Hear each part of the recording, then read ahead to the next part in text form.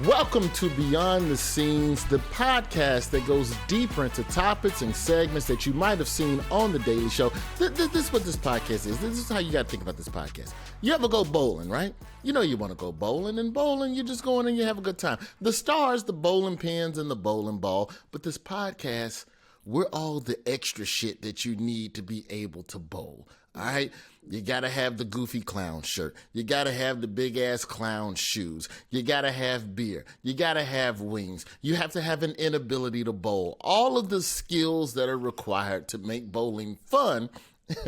That's exactly what this podcast is. So I'm Roy Wood Jr. and today we're going to be talking about a topic that has come up on the show quite a bit: male vulnerability and intimacy, and why it is important that men go to therapy. Roll the clip. We know that women are going through it, but we have to acknowledge that men are going through it too. You guys are angry, you're depressed, and you're lonely. In fact, 15% of men say they have zero friends. And the other 85%, they don't have friends either, but they was too sad to fill out the survey. Now, luckily, there's a tool that can help you with all of this. Therapy!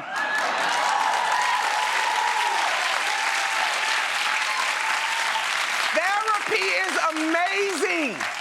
You pay someone to unload all your bullshit on them. They're like prostitutes for the feelings. The problem is men don't use it. In fact, they're almost half as likely to go to therapy as women. Men out here treating therapy like Nick Cannon treats condoms. They're here to help you, Nick. But we know why men is this way. Because starting from a young age, we teach them that they can't have feelings. Today I'm joined by co-founder of A Call to Men and co-author of the Book of Dares, 100 Ways for Boys to Be Kind, Bold, and Brave, Ted Bunch. Welcome to Beyond the Scenes. How you doing, Ted? I'm good, Roy. Thank you so much. Happy to be here with you and Niobe. You got a voice of stature right there. That's a voice of stature. Now, see, for the people listening, you got one of them grown men. You got one of them coach goatees. I just want to do whatever you tell me to do, Ted.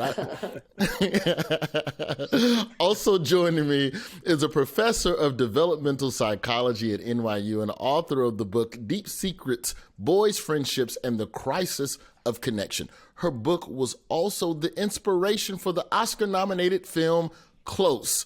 Niobe Way, welcome to the show. Niobe, how you doing? I'm doing great. I'm so happy to be here, Roy, with you and Ted. I'm really excited about this conversation. Well, I'm happy to be a part of this as well. And as a father of a 6-year-old, I definitely, if I'm going to be honest, just up front, I didn't come from a home. This is why I feel like this discussion is very important. I had two parents that everybody worked odd hours. My dad worked mornings and nights, so I rarely saw him other than pick me up from baseball practice. My mother worked until 9 p.m. because she was going to law school and PhDs and all of the secondary degrees that you get to build your income. So I didn't see my mom, but right before I went to bed and first thing in the morning on the way to the bus stop. So this idea of intimacy and hugs and conversation, and that was not, I knew I was loved. I felt love. But, I came up in an era where intimacy within a family, especially man to man, was more incidental than intentional. So in coming up with ways to be intentional with my son, it's these types of stories and stuff within the show that have really helped me because, and I'll start with you, Ted, because, the act of being a man is something that's just said, but it's never really detailed. It's never really laid out in specifics. People tell you, man up. Why you crying, boy? Be a man. Well, what does that mean? My knee hurt. All right? Yeah. It's okay to cry. It's okay to feel. Right. So, Ted, let's start off with talking a little bit about, defining how society views manhood and masculinity, or as you refer to it, the man box. Explain to us what the man box and what does healthy manhood actually look like. So thank you, Roy, for that, and I appreciate what you're sharing about the difference from you growing up and then the type of parent you want to be, the intentional father that you want to be around nurturing and supporting your son. And our parents did that too, to the best of their ability, but we know much more now. And so when we talk about the man box, which is a term that a call to men coined more than 20 years ago, that's a short version of saying the collective socialization of manhood, right? The man box just sounds cooler, right? But when we talk about the man box, you can imagine all the things that we're taught around manhood, masculinity. Even if we were to ask a 6-year-old boy or a 16-year-old boy, what have you been taught about what a man is? They'll say, be tough, be strong, make money, carry the bag, right? A bag of money. Don't ask for help. Don't be vulnerable. Don't be weak, right? Because those things, that vulnerability, that weakness, those things where you need to ask for help are not what men do. And I'm putting that in quotes.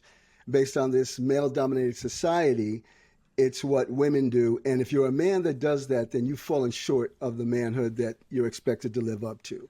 So there's a few things that happen in the man box. One of them is that we're all taught that on some level, women and girls have less value than men and boys, that women are the property of men, and that women and girls are sexual objects. These are the things that we're taught, and we pass these teachings down to our children, as well as that we're not supposed to openly express emotion, that we're not supposed to show weakness or fear. You're not supposed to act like a woman or a girl. You're not supposed to ask for help. I do want to unpack just for a moment that less value, property, objectification piece, Roy, if you don't mind. Okay. So we're taught our collective socialization, right? It's just kind of in the air that women and girls have less value than men and boys. So if I say to a little boy, you have to throw that ball harder than that, son, you throw like a girl. Everybody knows the answer to that. We've never had this conversation, but we know the answer, right? And it's not that it's true, but we know what the answer to that is. Just recently at a golf tournament, you had Tiger Woods slide a tampon to another golfer as a way to say that shot the drive he just took. You're kidding me. Wasn't just a happened? good shot. Wow. Oh, yeah, that happened recently. That's amazing. That's incredible. Oh, they got on Tiger. Now, Tiger Woods thought, there's surely no cameras here at this televised golf tournament. Wow. I will slide you a woman joke. Yeah, I didn't mean to cut you off, Ted. No, that's a great example because this is done everywhere. Because like that 6-year-old boy, right? What does he leave that situation when that man he looks up to says you have to throw her on that, you throw like a girl, and girls throw just fine, right? But does he leave that interaction thinking that girls are equal to him or less than him? Less than. And we're giving him those messages all day long, and Tiger continues to give those messages. So it's not just Tiger, it's all of us. That's our collective socialization. And that women on some level are the property of men. So if I'm in New York or LA or Chicago or Texas, and I walk over to a man today who's hitting his wife or girlfriend, I say, knock it off. He says to me, shut your ass up. That's it. Mind your business, one way or another. And the other is around the objectification. Our boys are actually taught to objectify girls, and they're taught that by men in their life. They're taught that by messages they're getting in all different areas, right? And it's not that we're doing things. Let me give a quick example. A high school boy in your community or in your community, Niobe, or anyone who's listening here, great kid, 17-year-old kid who wants to take a young woman out to go to a movie. He's just taking her out, right? He takes her out to the movie. His name's John. Her name is Keisha. John takes Keisha out, gets on a group text with a couple of his boys and says, hey, guys, I'm taking Keisha out to the movie. They give him a little crap for that, but he takes her back home, perfect gentleman. He gets her back on the group text and says, hey, guys, I'm back. Is the first thing those boys, good boys, ask him is, how was the movie? No. Right. So where did they learn that from? So that's the man box, that collective socialization. Did you hit it? Manhood. Did you get to kiss her? Did you get to grab her booty cheek? Right, because the only purpose to spend time with her is the conquest. That's what they're taught. Okay, so Niobe, you've studied young boys' friendships and how these relationships change as they get older. Can you tell us more about what you found in your research? So I've been listening to boys and young men since 1987, a long time. And I started off as a high school counselor, listening to boys and thinking about surprised that what they were talking about was not what I expected. They were talking about their friendships, their desires for close friendships, their desires for intimate connection with other guys. And that led really to a lifetime of being fascinated by, first of all, was this typical of a lot of boys? But secondly, why aren't we telling this story? And so what's interesting to me is that when you listen to young people, when you listen to boys, I would say anywhere from your son's age all the way up to basically 24, 25, they tell something very different in terms of their socialization, especially when they're younger and they're less pressured to man up, which is that they want close friendships. You hear 12, 13, 14-year-olds talking beautifully about their desire for friendships, their desire to really trust someone, to not be laughed at. That not being laughed at, by the way, is a big one. Being able to share something where they're not laughed at, that being able to trust them. And then as they get older, the pressures to man up starts to happen, and they start to disconnect from what they want. They start to sort of, that becomes a joke, even though basically that they don't see it as a joke because they're looking for that connection. And right at the point where boys start to disconnect from their own desires for closeness, especially with other young men, you see the suicide rate goes up. Mm-hmm. You see all kinds of stuff. Mass violence happens right at that age, between 16 and 25, where men are being asked by the culture, young men, to basically disconnect. And this is the part I really want to say, Roy, on your show. Mm-hmm. This is a human desire. This is a human desire. It's not a girl thing. It's not a guy thing. It's not a gender identity thing or a sexuality thing, a gay thing. It's a human desire to want to connect to other people deeply, emotionally. And the only way we connect, Roy, this is the whole point. And Ted, this is a whole part of Ted's work too. The only way we connect is that we're vulnerable, we're expressive, we share our feelings. We're also stoic, right, Ted? I mean, in relationships, you need to be able to be stoic, you need to be able to be soft, but we only value half of ourselves, and especially for young men. So if we only value the hard side of ourselves and don't value the soft side, first of all, we're not going to have relationships.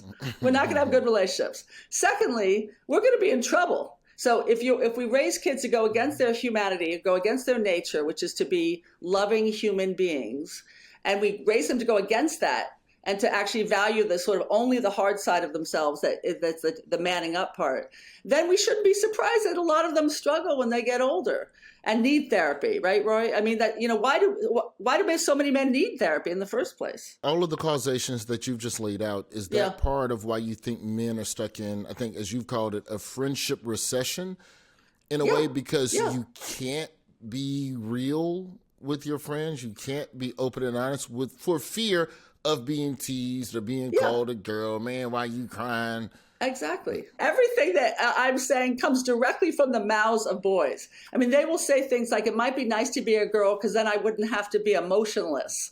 I mean, I just want adults listening to that to register that comment. It might be nice to be a girl because then I wouldn't have to be emotionless. We are asking human beings to be emotionless, and then we expect them to have healthy relationships. It is a human desire, and that our boys, as Niobe said, start out with all of these things that they want to express. And actually, when we allow space for them to talk about it, they're thirsty to talk about it. They really are. And so are men, by the way. Yeah. Once we remove that that there's a shaming of being vulnerable and talking about it. So we start teaching our boys not to experience those feelings. When we tell our boys to stop crying, then they don't get to express what they're feeling. When we tell them to stop crying, we're also saying stop feeling. Yeah. And so then they push those emotions down, and the only thing that's accepted is anger, aggression. That's what's seen as an emotion that men can express, and lust. Yeah, you can express that as well. Yeah, so those are the harmful things, and it's directly ties to anxiety and depression and suicide. All of those things are tied to this. So the boys don't develop a language to express how they're feeling. So we become these men who also don't have that language, and so we don't know how to ask for help, because when we're tried to ask for help, that's been seen as a weakness or something that men don't do. How much of all of this that we've been laying out? Because what's interesting about this whole discussion is that men are going through, hey, show your emotions. Hey, women can do it too. Meanwhile, women are cooking on the feminism side of the game and going, we are girls, girl strong, girl power. We gonna march. We can do whatever we want. So it almost seems as if both sides are having two different types of awakenings concurrently that also kind of butt heads. How much did the lack of women's rights in the 30s and the 40s and the 50s. And even if you really want, because I'm not going to put this solely on slavery, but I also want to put it in the context that for a long time in America, the man had to go do the work, and the woman was at the house, and you was in the kitchen, and maybe the man felt that he could never share because no matter what, the burden of providing was passed on. He has to do it. And then we got to a time where we didn't have to live like that anymore, but men were maybe subconsciously passing on that rhetoric to their next generation and then their next generation. And by the time we got to the 90s, the idea of what a man should be was molded by what a man had to be at that time. And we thought that like someone said to me something I thought was very profound. Don't confuse the tactics you use to survive with the tactics you need to go on. How much does the history of gender dynamics play a role in a lot of these bad habits being passed down from generation to generation? Yeah, so in a male-dominated society, right, because that's what it is, and it's a patriarchal society, it's a male-dominated society, and then you do have women who are seeking liberation because coming out of all of that. In the same way that in a white supremacist society, you have people of color who are seeking liberation, right? All of those things, so because these constructs exist. And there is an antiquated notion of manhood and masculinity that I think is so woven into the fabric of our society that when it's challenged, then sexism rears its ugly head, right? And seeks to put down what women have achieved or are doing and those kind of things as if it's taking away from men, but it's not. It's not just this one pie and that everybody's piece is a little smaller. It's an expansion of a pie, right? It's much bigger than that. So this allows men, right, to really look at our authentic selves too, that we don't just have to be this rigid notion of manhood, that there's so much more to you and to me and to the men who are listening. There's so much more to who we are that we can now embrace our full authentic selves also, because there's things that you may have wanted to do or your son may want to do that the man box says, oh, no, you're not supposed to do that, right? I have flowers in my picture all the time when I'm on Zoom. Right? It took me years to accept that, oh, I can go buy flowers because I like flowers in the house. I don't have to bring them to a woman to have flowers in the house or to my wife to have flowers in the house. That actually, I'm the one who likes the color. I'm the one who likes the smell of the flowers. And it took me a while to really accept that. Now, that's my authentic self. I love flowers. So now I'll go to the florist and I pick out what I want. They say, do you want me to put it in a vase for you, Mr. Bunch? No, I want to take them home and arrange them because you know what, Roy and Naomi? I like flowers. So there's so much that we're missing as men, that these rigid notions of manhood, patriarchy harms all of us. It really does. There's lots of wonderful things about being a man. I don't want to not be a man. I don't want to not be a father. And this is not an indictment on manhood, actually. It's an invitation to men. It's not about calling men out for wrong behavior. It's about calling men in to a healthy, respectful manhood. So what boys have taught me is that we've split, right? Our culture, our modern culture, I call it boy culture, but we call our modern culture, has split us into thinking that thinking is masculine and feeling is feminine. Heart is masculine and feminine, right? You get where I'm going, Roy? You get where I'm going? We got to marinate on that one. Yeah, right? You get what I'm saying? So thinking is masculine, feeling is feminine. Feminine, right? That sounds like every argument I've had with everybody I've dated in my life. Goodness gracious. If you live in a culture that says basically independence, thinking, the self, stoicism is masculine, and vulnerability, emotions, sensitivity is feminine, you're going to be messed up because ultimately you are half hard and half soft as a human. And again, I'm not doing the human thing because it's my own, ideology. I'm doing it really because that's what the boys are yelling at us about. Like they are saying exactly what you just said, Ted. They are saying, I am actually half what you call feminine.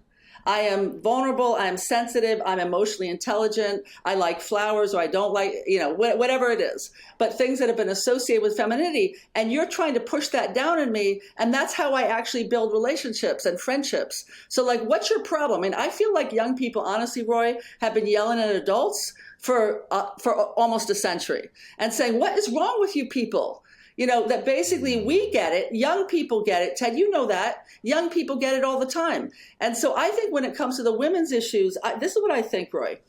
I think that women, obviously, and I definitely identify as a feminist, and I'm definitely part of the feminist movement. Women are angry because for lots of different justified reasons. So I'm not, I'm not diminishing that in any way. But the reality is that we keep on seeing the symptom as the problem. So we keep on thinking that it's basically from a feminist perspective, we keep on thinking, well, it's men's problems. So if you fix men, then the problem should go away. But it's all of our problems, Roy. It's the culture that we have all created with obviously this hierarchy that some men have been more influential than other men.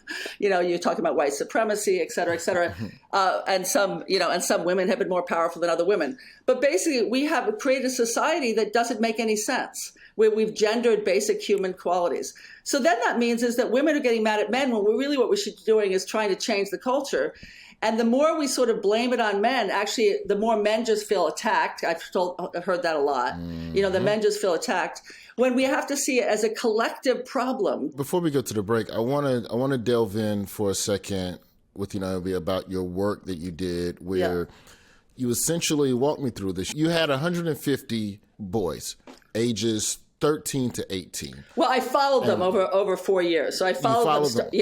From 12 to 13, I followed them over 4 to 5 years. Okay. How did you measure intimacy and see it slowly start to dissipate in their relationships with other boys of the same age? Because you were essentially looking to see how they related and how they spoke to other boys, and when did the dissipation of feeling and turning into creatures of action, when that started happening? When you listen to 12-year-old boys, they will use the language of love.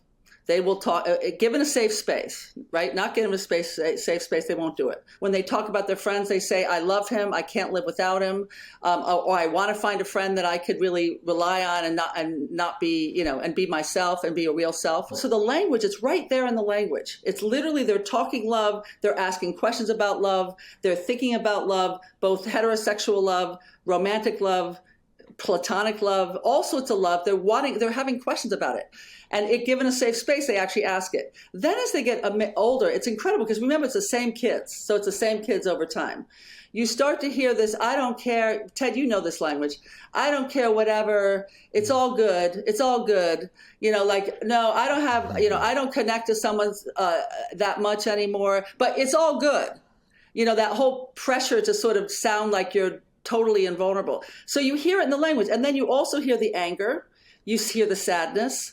And then sometimes, in the worst case scenarios, you hear the depression and the sense of feeling totally isolated and not knowing what to do about it. And a lot of anger at why is not anybody paying attention? Why is not anybody paying attention to these basic human needs? And everybody's calling me, in some cases, mass shooters. I've read the mass shooter manifestos. It's the same thing. They feel like nobody's paying attention to their suffering. Right there, I want to take a break, and I want to come back and jump more into that. This is Beyond the Scenes. We'll be right back. Naomi, before the break, we were just talking about how men feel like they don't have a way to express their feelings without being criticized or compared to being a woman or having their feelings not be received properly. And so as a result, it can bubble up in a number of different ways. Now, this study that you conducted with a number of boys over the course of 4 or 5 years in their teenage years, you're seeing that a lot of the conversation and verbiage as they became more emotionally disconnected was similar to some of the verbiage that you've seen in some of the mass shooter manifestos. What are some of the other ways that this type of, and I don't want to say dysfunction, but the absence of vulnerable, that's not a word. You knew what I was trying to say just then. Don't laugh. Vulnerability, the lack of, stop laughing, Ted. I see you. How does the lack of, the inability to be vulnerable, there, I did it. What are some other negative ways that it manifests itself? It can show up in a lot of ways. It can show up outwardly, right? Because these are hurt kids, and it can show up outwardly where they're hurting other kids. Maybe it's bullying or gun violence, all of these other things where they're trying to establish some sort of power, some sort of affirmation. And when we talk about the emotional disconnection that Niobe brought up and then you leaned into a little bit there, Roy, I do want to say this, that those emotions, when they stop from that first year of the research to the last year of the research, where they're not vulnerable, where they're not looking for that connection, or at least admitting they're looking for it, they're not admitting it, is because they're becoming more and more indoctrinated in the man box. Yeah. And the glue that keeps that man box together is homophobia. Yeah. Right? So in other words, so that when they start saying that there's an emotional connection, other boys or men in their life even, or even women in their life, because we're all social, we're all swimming in the same water, right? Yeah. Are saying, oh, no, you don't say that, you don't do that. They push them back into the man box because that glue, that homophobia is the glue that keeps that man box together. It doesn't work without it, right? Yeah. It doesn't work without it. So they're punished when they show their emotions. They're punished when they're vulnerable because it's seen as weakness. So they're really being taught that, okay, it's not safe for me to talk about it. It's not safe for me to hug my friend and say, hey, man, you know what? I really do love you, and I'm glad you're in my life. And then they're saying things like, things that I don't even want to say it, right? But they say things that push them back into the man box, right? Yeah. They say things like no homo. So in my interviews, you get things directly. Which, to define just real quick for our listeners, when you say no homo, it's like, hey man, I love you, no homo. As if to say I love you, but not in a gay way, which assumes that love means intimacy and sex, et cetera, et cetera. Right. Exactly. Right. Well, between men and boys, it does. We don't say it. They don't say it when they're talking to a girl. Yeah. Right? So it really is. There's homophobia within that. Right? Yeah. Mm-hmm. If we didn't live in a homophobic society, no homo actually wouldn't necessarily be homophobic. But because we're right, so the idea, right?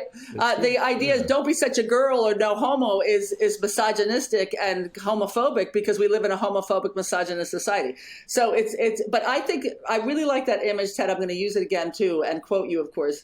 Is the glue? It's the glue. It forces young men to actually adhere because there are consequences if you don't. And the consequences I hear about in older teenagers, all the time, the consequences of being teased, bullied, pushed around, if you don't play sports, if you don't man up, if you don't do things that make you look straight. And this is the thing, Roy, in our culture right now. It's okay, according to the kids in New York City right now, it's okay if you have an aunt who's gay, you have an uncle who's gay, maybe you even have a brother who's gay, but I'm not gay. So there's this weird sort of almost backlash going on that like, it's cool that, if people do that, people love each other, but don't think I'm gay. Let me clarify. Yeah, let me clarify. Put that stigma on me. Don't put that stigma on me. So the men who are the least secure in their masculinity are oftentimes the most likely to adhere to masculinity. So, oftentimes you get athletes, for example, Roy, really well-known athletes who are actually breaking the gender borders all the time, hugging each other, kissing each other, because they don't have to prove their manhood because everybody knows their man. Slaps on the ass. Right. Exactly. Crying is allowed. At the Super Bowl, you lose a Super Bowl, cry. Yeah, exactly. Yeah. No, you see some of the most tender things between well-known athletes. Yeah. And so it's just interesting to me to think about the homophobia drives it, and that's part of the culture. I mean, come on. It's stunning to me that we still think in a culture, we still raise our kids, Roy, thinking is masculine and straight, of course, and feeling is feminine and gay.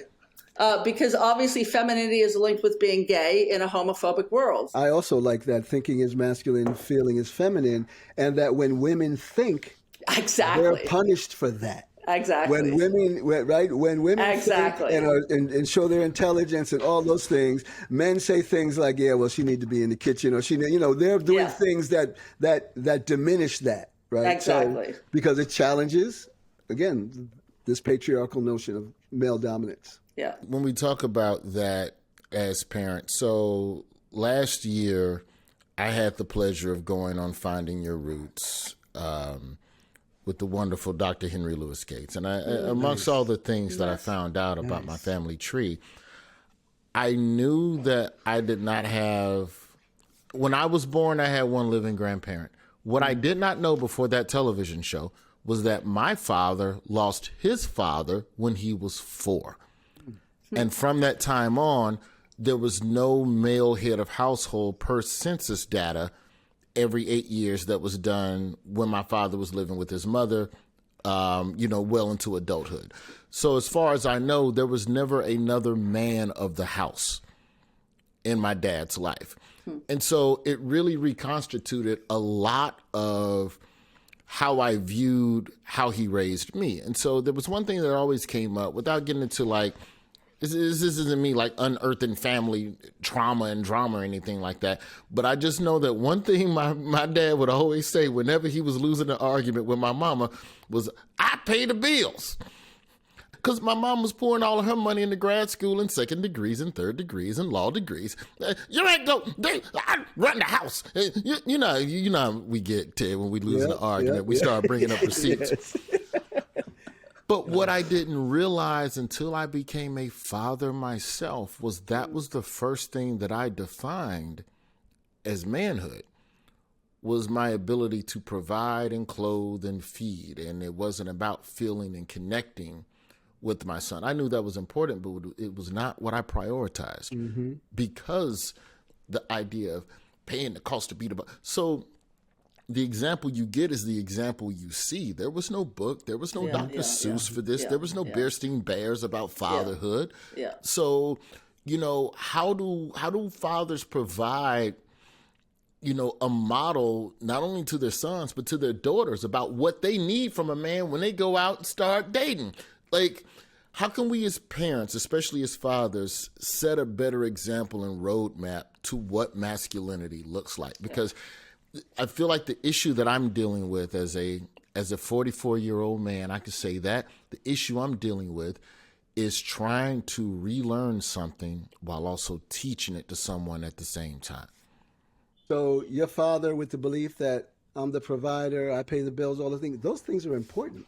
Being a provider, paying the bill are very important, and that's an important thing. And so, but whatever the woman in the household does, right? Your mom working, somebody's taking care of the children too. Whatever she's doing is also just as important. Absolutely. So the problem is that again, women have less value than men and boys. So whatever men are doing is always elevated.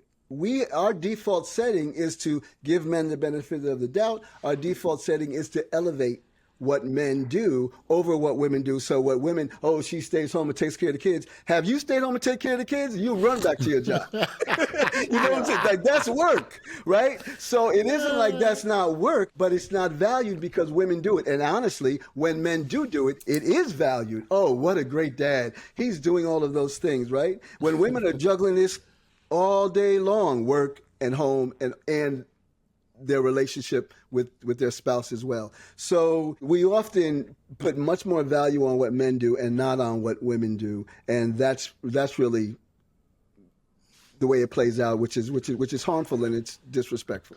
And I want to add one other division that we do. We don't listen to young people. So we think we know how it is. We think we know how we should do it.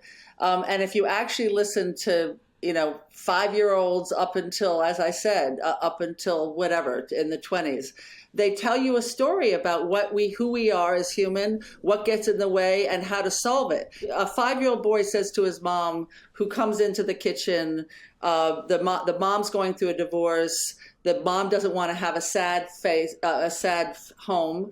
So the boy says to his mom within a split second, seeing his mom with a big happy smile on her face, he says, Mommy, why are you smiling when you're feeling sad?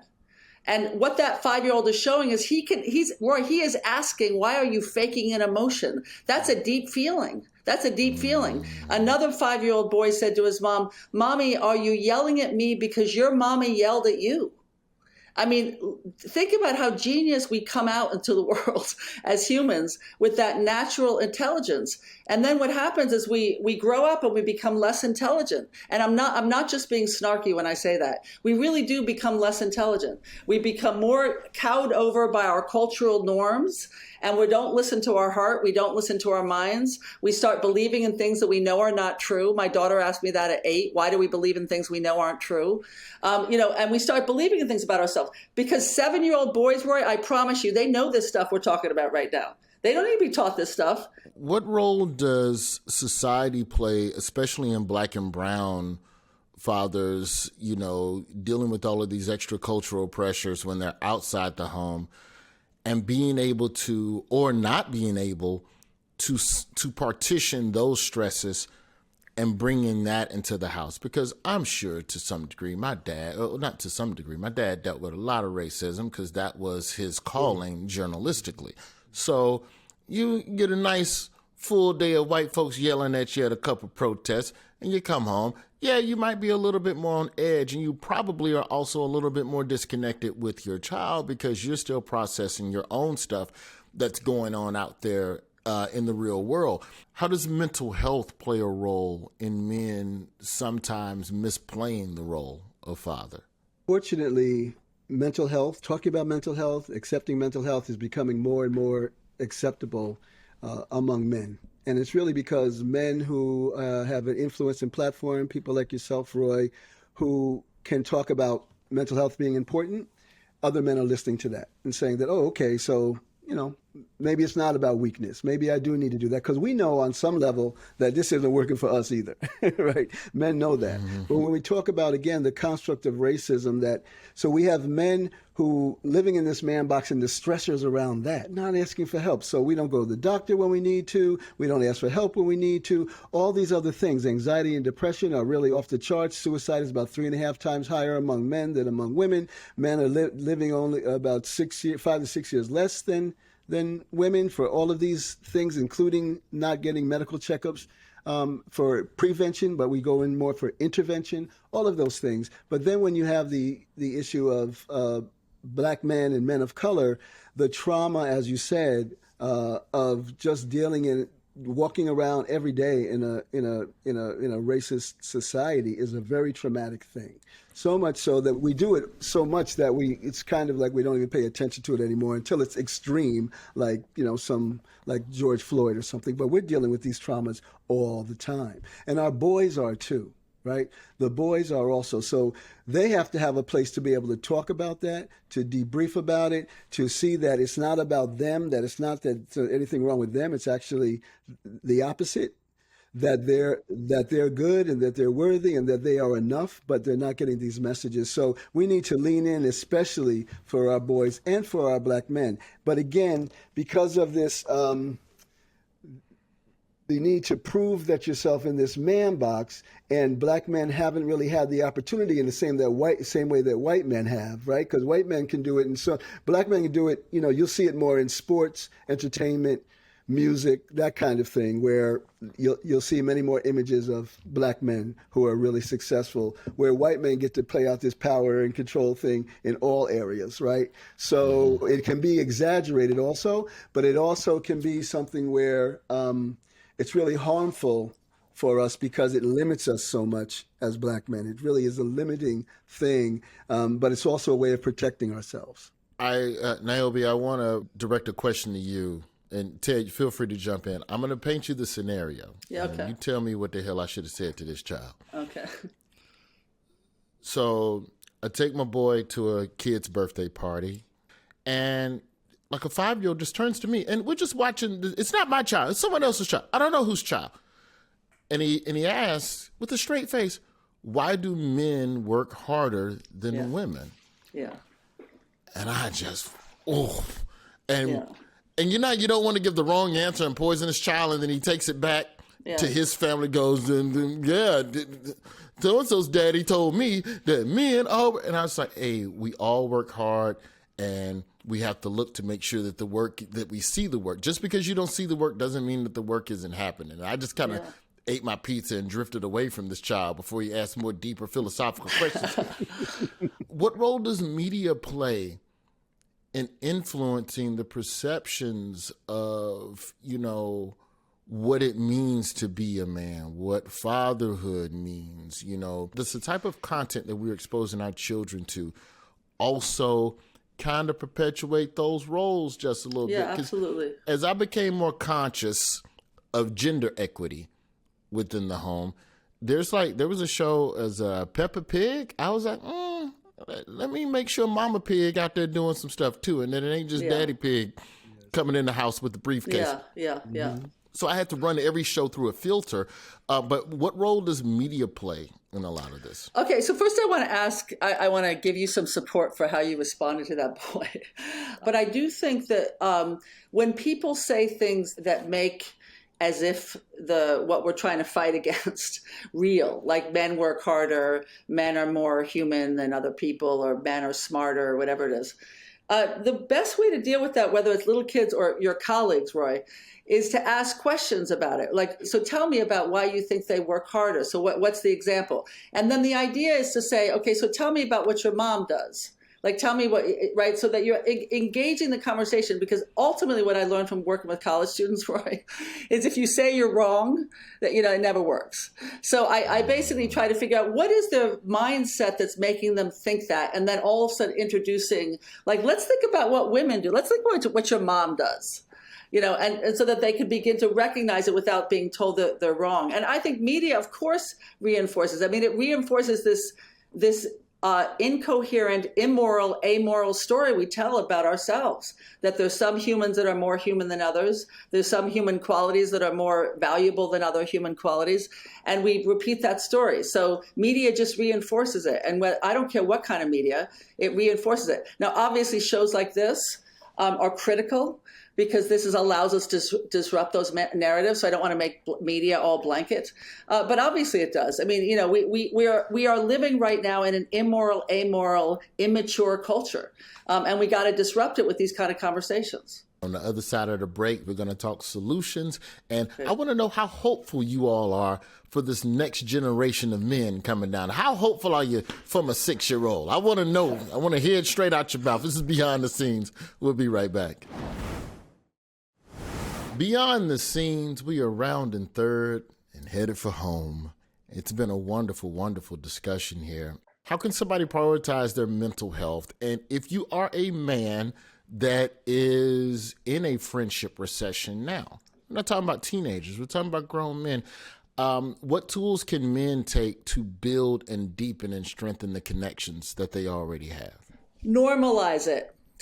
When I'm in classes, I will get a switch within 4 seconds. I'm not exaggerating. Boys, I will read a quote to 12-year-old boys that says something soft. I love him so much, from my book, Deep Secrets. They will start cracking up. I'll say, why are you laughing? They'll say, the dude sounds gay. And I'll say, well, I didn't look at his sexuality. I'm just telling you that 80% of boys sound like that at some point in their teenage years. And they will say, inevitably, for real. And I'll say, oh, yeah, for real. That's really what teenage boys say. And guess what happens, Roy? Within 4 seconds, I'm not kidding. They will immediately start talking about their own friendships, their desire for friendships. All they need is the permission to feel and the permission to ask. And once they know it's normal, that they want friendships, then they know how to do it. It's natural. I wish the world could hear that the questions that 12-year-old boys ask when given a safe space, because they are geniuses. They're geniuses in terms of understanding how love works, how relationships works, how humans work. And so I just say normalize it. And then in the homes and teachers and bosses, you just got to make it normal so that you create spaces where friendships are valued. Teachers don't separate out kids that are friends. Put them together. And then talk about how they can help each other learn the material, that they learn it better with each other than by themselves. So don't do that thing of, we're going to separate you because you guys are friends. It's like, no. Actually use that relationship to learn. There's a beautiful study at UVA that shows, and it's been replicated, the subject of the research stands in front of a hill and has to estimate the steepness of the hill with a backpack on their back. Okay, it's an experiment, a research experiment. They're standing next to a best friend in one condition, standing there, a stranger in another condition, by themselves, or with someone they know who they don't know very well. Okay, so in each condition, they have to estimate the steepness of the hill. You got it, Roy? Mm-hmm. Those that are standing next to a best friend see the hill as less steep So what's incredible is that we actually see the world as less difficult when we're standing next to someone who loves us. We see the math problem, the whatever you're doing, as less difficult when you're next to someone who loves you. So use that in education. Use that in the workplace. Put people who are close together working on teams together. You see what I'm saying? So you disrupt even at home. Talk about friendships. We got to think as parents to say, tell me about, thinking about our own friendships, talk about with your kids. I don't share the intimacies of my own friendships, but I talk about when I get my feelings hurt with friends. I talk about how that made me feel bad when so-and-so didn't return my text. And I wrote her 3 times and she didn't write back, and that made me feel bad. And then I asked them for advice. They're teenagers. So I'll say, what do you think I should do? What do you think I should say? And I do that with my son as well, by the way. And so what the message they get from this is normal. This is normal. This isn't some weird thing that you have to get special help for. You bring up a lot of great points, and you're talking about your kids, and I'm a father also. They're between 21 and 33 now, but it was not unusual at all for me to ask, especially my boys, on a scale of 1 to 10, how do you feel today, right? Or to have those conversations that were informal conversations around how they're doing, and to really lean in and ask more and more questions. So that's really important. To your question, Roy, for men, it's normalized that we're taught to not ask for help, to not need any help. Yeah. Pull yourself up by your bootstraps, all of those kinds of things. And when we do spend time with each other, it might be around going and having a drink, or it might be around a sporting event or watching a game. That's where the bonding happens, right? And what we need to be able to do, and what's helpful, is that we really lean into the strength in vulnerability, right? Yeah, I'm really going through something, right? And I want to share that with you. And what men often say is, okay, man, well, it'll get better, let's just move on. They don't really lean in and process in the same way that women are taught, honestly, in our society, to use more language and ask more questions, right? Because I'm sure your wife asks more questions about what you're feeling than you might ask her. You just want to know, you okay? Good, okay. Now I don't have to talk about anything else, right? Yeah. So you don't ask enough questions, therefore you don't care. It's like, I do care. I pay the bills. Don't you see this? You feel this warm heat in this house? We absolutely care, but we're not comfortable asking those questions because we've been told you don't go into that emotional space. You stay away from that emotional space. So much so that even when we go to, and thinking about your listeners, I bet if there's a woman listening to the podcast, there's a man in her life, her brother, her father, a man she's dating, her husband, who's going to the doctor, she's going to make sure she goes with him. Why? Because he's not going to ask the questions that he needs to ask, because even that for us is vulnerability, right? Yeah. Even that for us is like, I just want to get in and out. You go to the doctor? Yes. But did you ask him about this? Well, no. Truth. Right? So vulnerability is a strength. It really is. And honestly, when men become vulnerable, they're respected for that because other men see that, wow, that was vulnerable, and that's a strength. So it isn't something we need to run away from, and that's going to give us a better sense of well-being, a better sense of mental health, to really have health mentally, and to be able to support everyone else along the way, and it's going to really make us feel better too, and it's modeling it for our children as well. Yeah, absolutely. How does therapy play a role in this? Men are half the country. We are 80% of the suicides, according to the CDC. Where does therapy of any kind help with anything that you all have just been talking about? I want to say something that's very specific to me being a woman. I hear this from other women friends. So therapy is huge because it allows the space, and this is what happens, Roy, in between heterosexual relationships almost always, is women feel, I'm going to now be the voice of all women across the world, Roy. Are you ready? Okay, I'm ready. So basically that we are burdened with the care of our children and the care of our husband.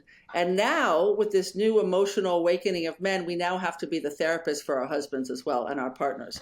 And there's a lot of anger about that. Like, we can't be the therapist. We can't be the caretaker, the therapist, the everything, for our husbands. And then the dynamic I see in my friends, I do not do research on this, but I see it in my community, is resentment. Is that the woman doesn't have time to be the therapist to her husband. He wants her to because he feels safe talking to her. So I would say therapy that's not your wife, that's not your partner, that's not your romantic partner, whatever it is, could be a friend, could be a friend, but a professional who really knows basically how to make you reconnect with your own humanity. So I would very much encourage therapy, especially in terms of understanding that you need multiple people to support you. This whole notion that we can rely on one person in our life, our spouse or our partner, to be the end all be all is getting in the way. It's getting in the way. We need multiple people. We need our moms, our grandmas, our aunts, our uncles, our therapist, our best friend, our partner. We need a community to build, to make us fully human and so that we act like humans. And we're still stuck in this model. Ted, you know this. We're still stuck. We put all our emotional eggs into one romantic basket and then expect us to be happy with this one person. And that's just not real. Therapy is very important, and we don't need to even call it that. When I encourage men to get therapy, I'll say, man, you need a sounding board. You know what I mean? You need somebody who can share objectively what they might think. Not, it's great to have a friend, but we're not always objective, and we kind of want things to get better for you, and it may not require us leaning in to really ask more questions that really get to a real solution that's meaningful.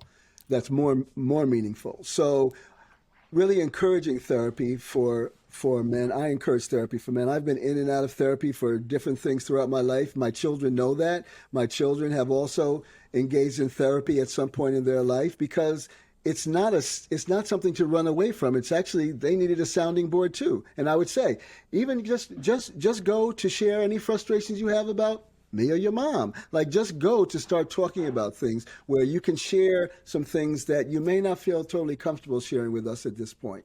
So therapy is essential. It will prevent depression.